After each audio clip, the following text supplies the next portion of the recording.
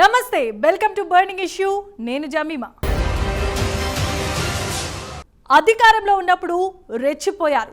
జగన్ అండ చూసుకొని నోటికి అడ్డు అదుపు లేకుండా ఎంత వస్తే అంత మాట్లాడారు. తాము ప్రజాప్రతినిధులం అన్న సంగతి కూడా మర్చిపోయి మరీ దూషించారు. జగన్ మెప్పు కోసం పోటీ పడింది బూతు మాఫియా. అయితే అధికారం పోయాక ఒకరి తర్వాత ఒకరు ఊచలు లెక్కబెడుతున్నారు. మరి అప్పుడు జగన్ కోసం ఎగిరెగిరి పడ్డవారి పరిస్థితి ఇప్పుడేంటి? జైలు పక్షులను జగన్ పట్టించుకోవటం లేదా? అందుకే వారంతా ఇప్పుడు వైసీపీ అధినేతపై గుర్రుగా ఉన్నారా? ఒక నాయకుడి కోసం నిలబడిన వారికి ఆ నాయకుడు అండగా ఉండాలి. నాయకత్వం అంటే అదే. రాజకీయాల్లోకి ఎంతో మంది వస్తూ ఉంటారు, పోతూ ఉంటారు. కానీ అందరూ నాయకులు కాలేరు. కార్యకర్తలకు అండగా, నమ్ముకున్న వారికి భరోసాగా ఉన్నవాడే నిజమైన నాయకుడు. ఆ విషయంలో తెలుగుదేశం, జనసేన పార్టీలు ఎంతో ముందుంటాయని చెప్పడంలో ఎలాంటి అతిశయోక్తి లేదు.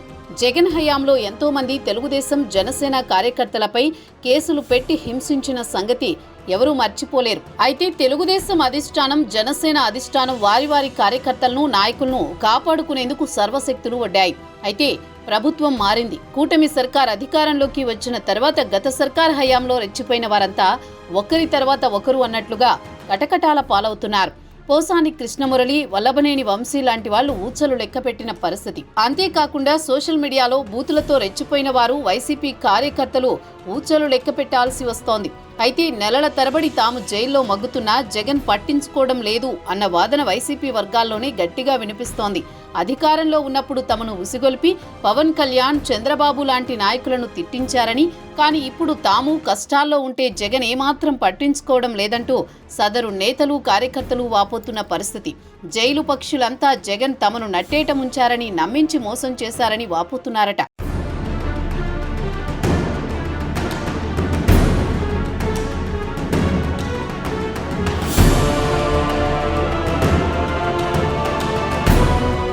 నాడు వైసీపీలో ప్రమోషన్ కోసం, జగన్ మెప్పు కోసం పోటీ పడిన వారంతా ఇప్పుడు వరుసగా ఊచలు లెక్కబెడుతున్నారు. కొందరు బూతులు మాట్లాడే నేతలను అరెస్టులు చేస్తున్నారు పోలీసులు. ఇంకొందరు నేతలైతే బయట కనిపించడం లేదు. తొడలు కొట్టిన వాళ్ళంతా అధికారం పోయేసరికి ఎక్కడ దాక్కున్నారో తెలియదు గాని చాలా మంది అడ్రస్ లేకుండా పోయారు. అయితే ఎవరు ఎక్కడ దాక్కున్నా సరే వెతికి మరీ పట్టుకొస్తున్నారు పోలీసులు. కొడాలి నాని, రోజా, పేర్ని నాని, అనిల్ కుమార్ యాదవ్ ఇలాంటి కొంతమంది నేతలు నాడు చంద్రబాబును, పవన్ కళ్యాణ్ను వ్యక్తిగతంగా కూడా దూషించారు. జనసేన, టీడీపీ నేతల ఇళ్లపై దాడులు చేశారు. వారి ఇంట్లో ఆడవాళ్లపై బూతు పోస్టులు పెట్టారు. కుటుంబాలను రోడ్డు మీదకు లాగారు. ఇంత చేసి జగన్ను ఆనందపరిచినందుకు వారికి కొన్ని పదవులొచ్చాయి. ఏకంగా కొందరికి మంత్రి పదవులు సైతం కట్టబెట్టారు జగన్. ఎవరెక్కువ తిడితే వారికి జగన్ పెద్దపీట వేస్తుండటంతో నాడు వైసీపీ నేతలు ఒకరిని మించి ఒకరు అన్నట్లుగా జనసేన, టీడీపీలపై రెచ్చిపోయారు. అవకాశవాదం కోసం పరితపించారు.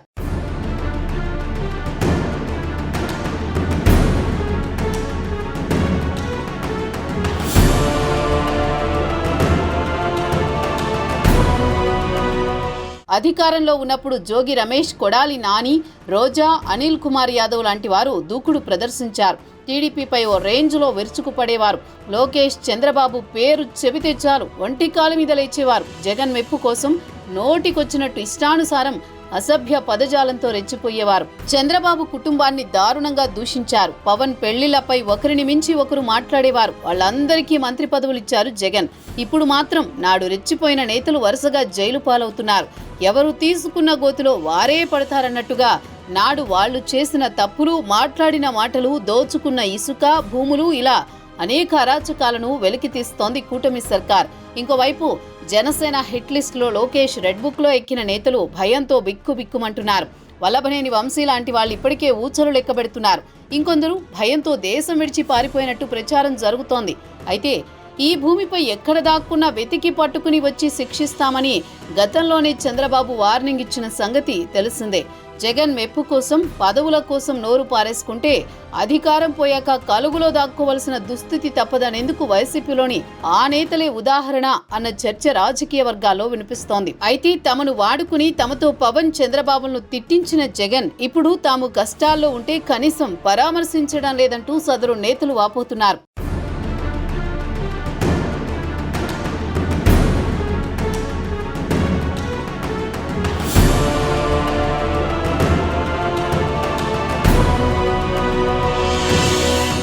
తాజాగా పోసాని కృష్ణమురళి ఉదంతం అందరిలోనూ చర్చకు దారితీసింది. ఆయన్ను కనీసం జగన్ పరామర్శించడానికి రాలేదు. మెంటల్ కృష్ణ అని పోసాని ఆయన అభిమానులు ముద్దుగా పిలుచుకుంటారు. జగన్ హయాంలో ఫిలిం డెవలప్మెంట్ కార్పొరేషన్ చైర్మన్ పదవి తీసుకుని పోసాని చేసింది సున్నా. లక్షలు జీతాలు అలవెన్సులు తీసుకుని పోసాని చేసింది ఏంటయ్యా అంటే ప్రెస్ మీట్లు పెట్టి పవన్ కళ్యాణ్ను చంద్రబాబును తిట్టడం. నిన్నమొన్నటి వరకు కూటమిపై విషం కక్కిన పోసానిపై కేసులు బుక్ చేసి జైల్లో పడేశారు. ఆయనకు బెయిల్ వచ్చినా భవిష్యత్తులో ఇంకెన్ని కేసులు నమోదవుతాయో చెప్పలేని పరిస్థితి. జగన్ తనను పట్టించుకోలేదన్న అసంతృప్తి పోసానిలో కనిపిస్తోంది.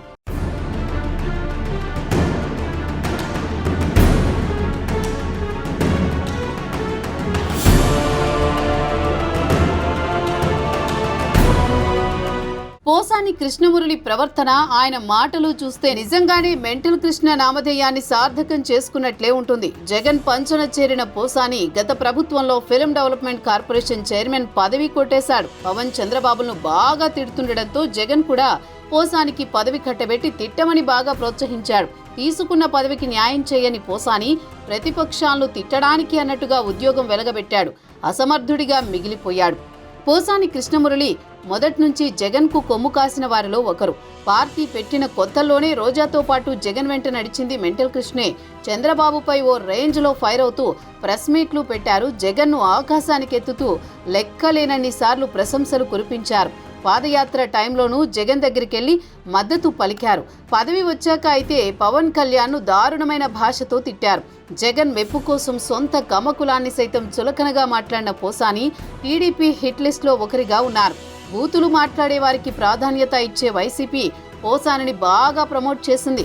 అందులోనూ మనోడు మంచి రచయిత కావడంతో ప్రతిపక్షాలను తిట్టేందుకు ముందుండేవాడు. పోసాని ఇష్టానుసారంగా పవన్, చంద్రబాబు, లోకేష్ల మీద విమర్శలు గుప్పించాడు. పైగా తెలుగుదేశం, జనసేన కలిసి పోటీ చేయడంతో కూటమి పెద్దలను ఎంతో జుగుప్సాకరమైన మాటలు కూడా అన్నాడు. జగన్ కోసం గొంతు చించుకుని మరీ చంద్రబాబు, పవన్లను దూషించిన పోసాని కష్టాల్లో ఉంటే జగన్ పట్టించుకోకపోవడం వైసీపీ వర్గాల్లోనే చర్చకు దారితీసిన పరిస్థితి.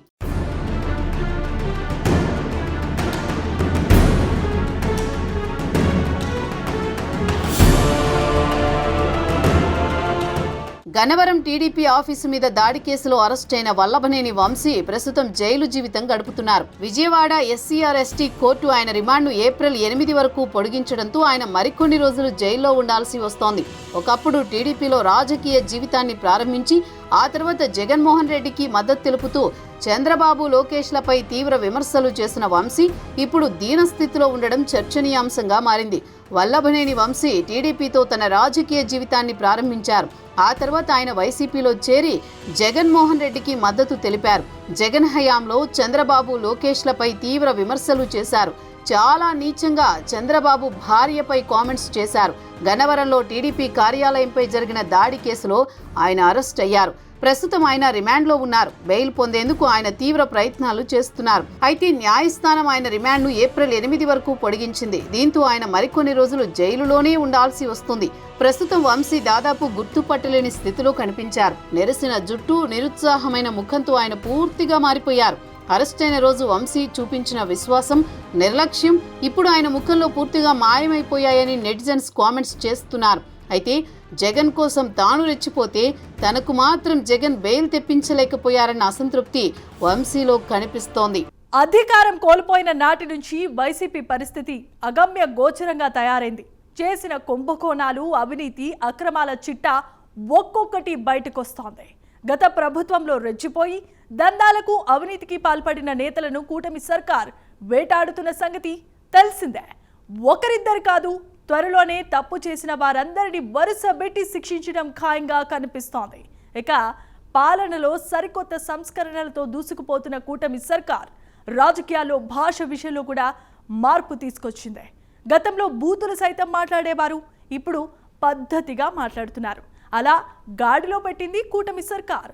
ముఖ్యంగా పవన్ కళ్యాణ్ దెబ్బకు వైసీపీ శ్రేణుల భాష విషయంలో ఒళ్ళు దగ్గర పెట్టుకుని మాట్లాడుతున్న పరిస్థితి.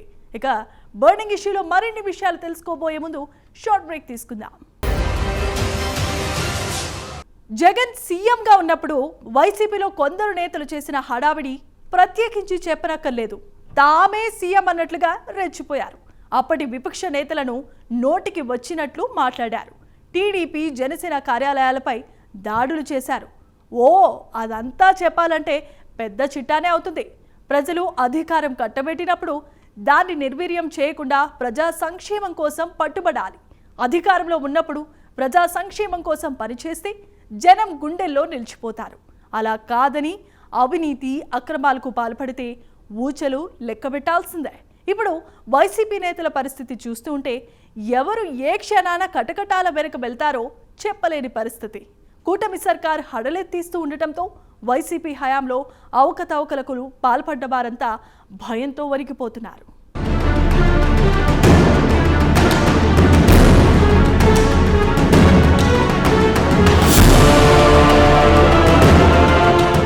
ఐదు సంవత్సరాల పాటు ఆంధ్రప్రదేశ్ రాజకీయాలు బూతులతో నిండిపోతే ఇప్పుడు అత్యంత సరదా రాజకీయం కనిపిస్తోంది. బూతు నేతలంతా కలుగుల్లోకి వెళ్లిపోయారు. రాజకీయాలంటే వ్యక్తిగత కక్షలు కాదని అనుకునే కూటమి నేతలు ఇప్పుడు సంప్రదాయ రాజకీయం చేస్తున్నారు. ఆంధ్రప్రదేశ్ రాజకీయాల్లో ఇంత మార్పు వస్తుందని ఎవరు ఊహించి ఉండరేమో. గత ఏడాది జూన్ వరకు బూతు నేతల విజృంభణ కొనసాగింది. ఎన్నికల ఫలితాలొచ్చిన మరుక్షణం ఏపీలో సౌండ్ పొల్యూషన్ పూర్తి స్థాయిలో ఆగిపోయింది. బూతు నేతలంతా ఒక్కసారిగా బుద్ధిమంతులయ్యారు. చాలా మంది మాట్లాడడం మానేశారు. అసలు వైసీపీ తరపున మాట్లాడడానికి కూడా ఎవరూ ధైర్యం చేయలేకపోతున్నారు.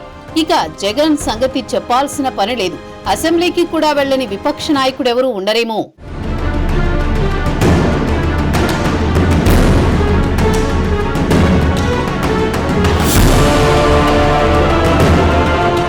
మరోవైపు కూటమి పార్టీలు ఆడుతూ పాడుతూ పాలన సాగిస్తున్నారు.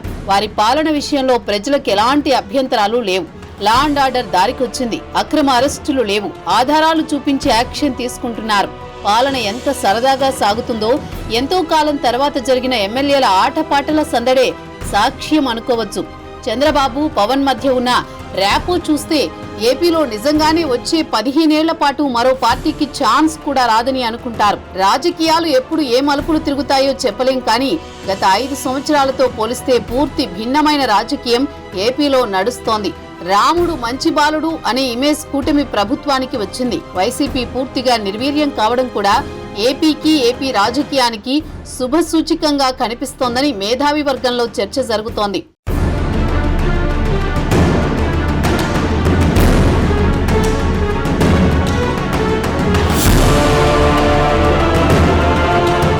ప్రస్తుతం ఏపీ అసెంబ్లీ సమావేశాలు జరిగే తీరు ఎంతో బాగుంది. అసెంబ్లీ సమావేశాలు అంటే బూతులే ఒకప్పుడు. ఇప్పుడు అసెంబ్లీ సమావేశాలు చూడముచ్చటగా ఉంటున్నాయి. మొన్నటి అసెంబ్లీ బడ్జెట్ సమావేశాలు ఆయా నియోజకవర్గాల్లో ప్రజా సమస్యల గురించి ప్రస్తావన వస్తుంటే ఇంటిల్లపాది ప్రత్యక్ష ప్రసారాల్ని ఆసక్తికరంగా తిలకించిన పరిస్థితి. ఇంకో పక్క అసెంబ్లీ బడ్జెట్ సమావేశాల నేపథ్యంలో క్షణం తీరిక లేకుండా ఉన్న ప్రజాప్రతినిధుల కోసం క్రీడల పోటీలను నిర్వహిస్తే వాటి గురించి కూడా జనం ఆసక్తిగా చర్చించుకున్నారు. మంత్రులు ఇలాగే ఎమ్మెల్యేలు పలు సాంస్కృతిక కార్యక్రమాలతో అలరించారు. గతంలో ఎప్పుడూ అసెంబ్లీ సమావేశాలు ఇంత జనరంజకంగా ఇంత పారదర్శకంగా జరగలేదని, చట్టసభలంటే బూతులన్న భావన నుంచి ఇప్పుడిప్పుడే చట్టసభలకు గౌరవం పెరుగుతోందని సానుకూల స్పందన కనిపిస్తోంది.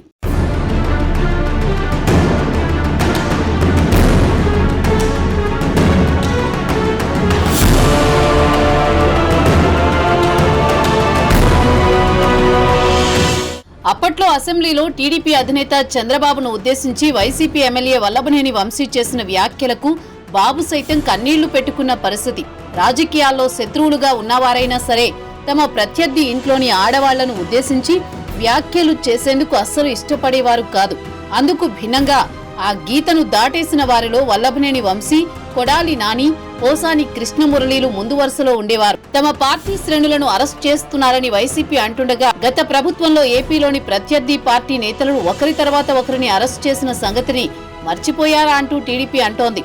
ఎవరు తీసుకున్న గోతిలో వారే పడతారన్నట్టుగా నాడు వాళ్లు చేసిన తప్పులు, మాట్లాడిన మాటలు, దోచుకున్న ఇసుక, భూములు ఇలా అనేక అరాచకాలను వెలికితీస్తోంది కూటమి సర్కార్.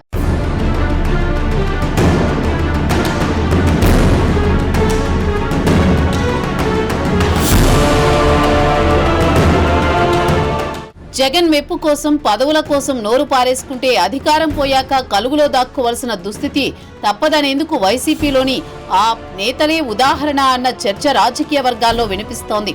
కొడాలి నాని అయితే చంద్రబాబును, లోకేష్ను, వారి కుటుంబ సభ్యులను దూషించిన విధానం తెలుగు ప్రజలు ఎప్పటికీ మర్చిపోలేరు. నోటికి ఏది వస్తే అది అడ్డగోలుగా మాట్లాడుతూ తాను ఒక ప్రజాప్రతినిధిని అన్న సంగతిని కూడా మర్చిపోయి కొడాలి నాని ఎంతలా స్వైర విహారం చేశారో ప్రత్యేకించి చెప్పక్కర్లేదు. అధికారంలో ఉన్నానన్న అహంతో రాష్ట్రానికి సుదీర్ఘకాలం ముఖ్యమంత్రిగా పనిచేసిన ఓ అనుభవం ఉన్న నాయకుడైన చంద్రబాబును అరే ఒరే అంటూ చెప్పరాని పదాలతో నోటికొచ్చినట్టు మాట్లాడారు. ద్వారంపూడి చంద్రశేఖర్ రెడ్డి చాలా ఘోరంగా పవన్ కళ్యాణ్ ను దూషించాడు. ఇక రోజా నోటి దురుసు గురించి ఎంత తక్కువ మాట్లాడుకుంటే అంత మంచిది. తానొక మహిళను అని మర్చిపోయి మరి రోజా కామెంట్లు చేసింది.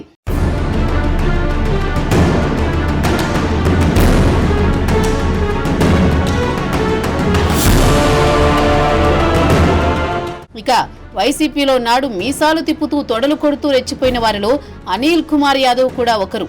అనిల్ మాటలు చూస్తే ఎవరికైనా రోత కలగాల్సిందే. చిన్న పెద్ద తేడా లేకుండా నోటికి ఎంతొస్తే అంత అన్నట్లు చంద్రబాబుపై అడ్డగోలుగా విమర్శలు చేశారు అనిల్ కుమార్. రోజా చంద్రబాబు, పవన్ కళ్యాణ్లపై జుగుప్సాకరమైన కామెంట్లు చేస్తూ నిత్యం వార్తల్లో ఉండేది. ఇక శ్రీరెడ్డి గురించి ఎంత తక్కువ చెప్పుకుంటే అంత మంచిది. అధికారంలో ఉన్నప్పుడు పవన్ కళ్యాణ్ పై, చంద్రబాబు, లోకేష్లపై శ్రీరెడ్డి ఎంత దారుణమైన భాషతో మాట్లాడిందో ప్రత్యేకించి చెప్పక్కర్లేదు. శ్రీరెడ్డి అనే పేరు వింటేనే జన సైనికుల ఆగ్రహంతో రగిలిపోతుంటారు. తమ అధినేత పవన్ పై ఆమె మాట్లాడిన జుగుప్సాకరమైన మాటలు ఎప్పటికీ మర్చిపోలేరు. శ్రీరెడ్డి, రోజా, కొడాలి, ద్వారంపూడి లాంటి వారిని కఠినంగా శిక్షించాలన్న డిమాండ్స్ ఎప్పటినుంచో వినిపిస్తున్నాయి.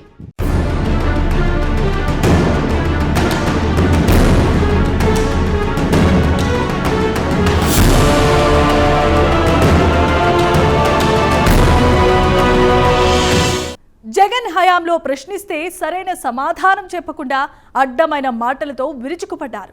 వారంతా ఎన్నికల్లో చిత్తుగా ఓడిపోయారు. ప్రజలు కూడా వారిని చీకొట్టారు. భవిష్యత్తులో మరెవరూ సైకోల్లాగా బూతులు, వ్యక్తిత్వ హననాలు చేయకుండా కూటమి సర్కార్ కఠినమైన చర్యలు తీసుకుంటూ ఉండటం అందరూ స్వాగతించాల్సిన పరిణామమే. మరి ఇప్పటికైనా అలాంటి వారిలో మార్పు వస్తుందా అన్నది తేలాల్సి ఉంది. ఇక ఇది ఇవాల్టి బర్నింగ్ ఇష్యూ. మరొక ఎపిసోడ్తో మళ్ళీ కలుద్దాం. నమస్తే.